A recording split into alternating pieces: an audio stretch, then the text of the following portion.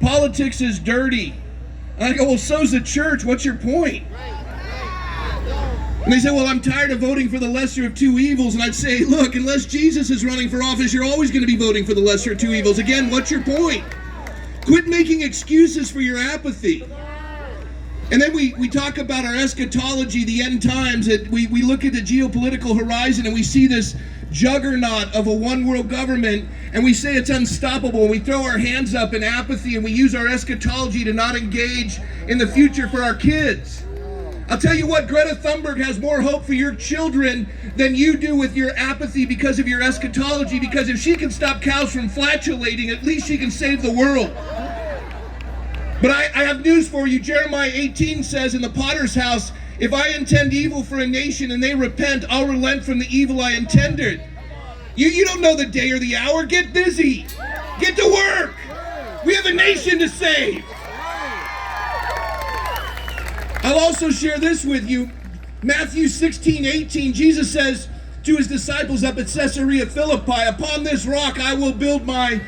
And everyone says church, and that's not the word. That didn't come till hundreds of years later. Jesus co-opted a secular term. He didn't say synagogue, he didn't say temple, he didn't use a religious term. He used a secular term that Aristotle and others had used for hundreds of years. It was called Ecclesia or Ecclesia. Tyndale translated it correctly into the first English-speaking Bible, and for doing that, he was hung and his remains were burned. The word means public square. It means city hall. It means assembly. It means contending for the welfare of the citizens of the city in which you live. So you want to use your Christianity for apathy? That's how we got in this mess. Liberty's not man's idea, it's God's idea. He's come to set the captives free. The last variant of COVID is going to be totalitarianism. Right now I've got something going on in my throat, and I'll tell you what, it's not COVID. I was screaming at a football game because my son just got commissioned as an ensign in the United States Navy on the Midway, and then he asked his girlfriend to marry him, and she's a Dallas Cowboy cheerleader, and I was there screaming, yeah! The boy's done well. Greatness skips a generation. I want to talk to the churches out there. Pastors, listen to me. Liberty, again, is not man's idea, it's God's idea. This nation is looking to you. Christ has come to set the captives free. The church is to be engaged in the public square.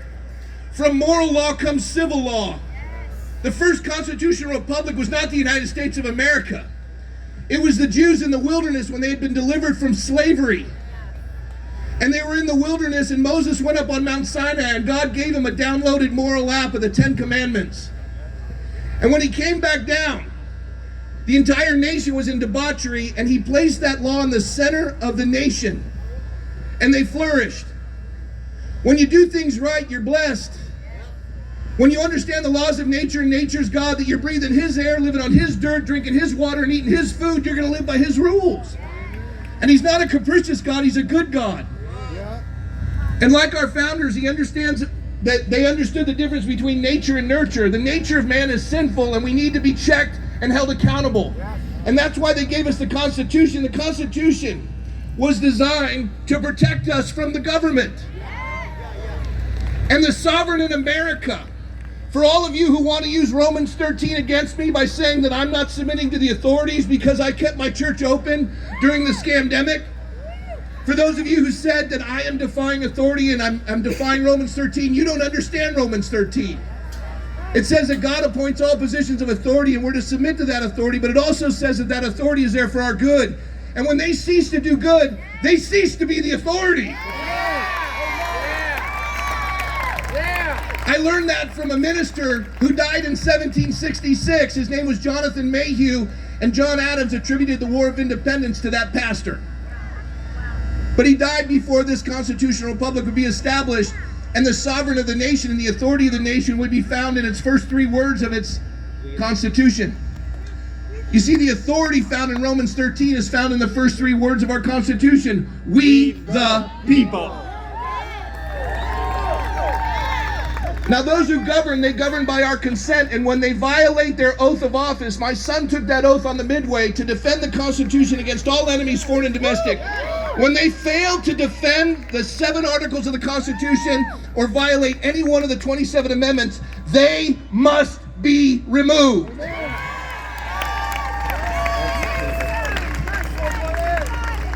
So for all you pastors out there who say I violated Romans 13, I'm going to say you violated Romans 13 because you're not defending the citizenry of this nation and their freedom from the tyrants who are muzzling our children and injecting them with an experimental mRNA. I close with this, because soon you're going to see fire come from Pastor Samuel. I love this man, and he's going to share with you the close of the event. Bring some excitement when he comes up. And I'm going to say to you what Henry VIII said to his 3rd wife: I won't be keeping you long. The largest church in California, who's to remain nameless, you can figure it out on your own. I wrote them a letter. I said, why aren't you open? Why aren't you defying the tyranny? The pastor didn't respond, but one of the lackeys did. Their response was, we're not a political church. We do take the safety of our members and the community very seriously, and out of love and concern, we're not meeting in large groups for weekend services. I responded. I'll close with this. Put your seatbelts on.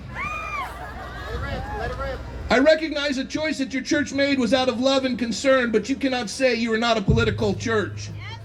Politics is the highest form of community, and that it combines morality and sociability. Those pastors who have chosen to fully open their churches deeply love their communities and congregations and are also very concerned for the health and safety of their communities, just like you.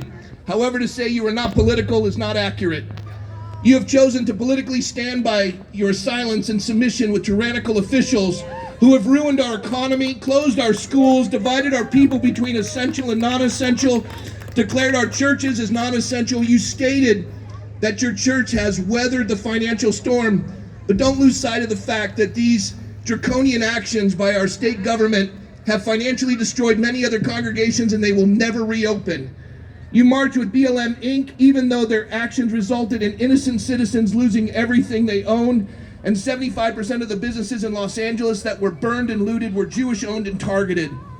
How can you say you're not political? The pastors that have opened their churches are maligned and ridiculed and have said nothing in their defense. You have said nothing in their defense, and yet in love and great concern for their communities, these churches stand against a tyrannical government that has forced their neighbors' businesses into bankruptcy, forced the abused to be quarantined with their abusers, forced the elderly to die alone, all while these government officials receive full paychecks provided by your punished neighbors whose taxes are the highest in the nation. These churches have been fined and shuttered, and yet you complicitly stand with these tyrannical politicians and their views and actions as being acceptable for a virus that isn't even calculated like every other virus in our nation's history, but instead is measured by who has contracted it. You are complicit with our governor, who continues to trample small businesses of California with stifling and shifting impossible metrics to reopen, all while the state's homeless population and poverty rates now lead the entire country. Politically, your church consentingly and silently waits downstream to collect the human heartache they helped create by complying to this government malfeasance. You are political, even if you choose to think you are not. I would have never imagined a gathering like this a year ago, but you have made it possible because you are fearless, you're amazing, and California will return to its greatness, and God will bless us. Stand strong, do not give up, fight the tyranny. God bless you.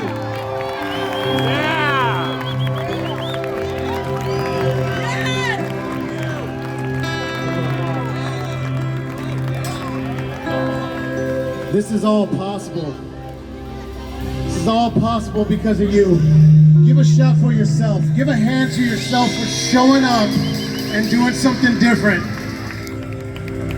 We're going to keep going with some worship.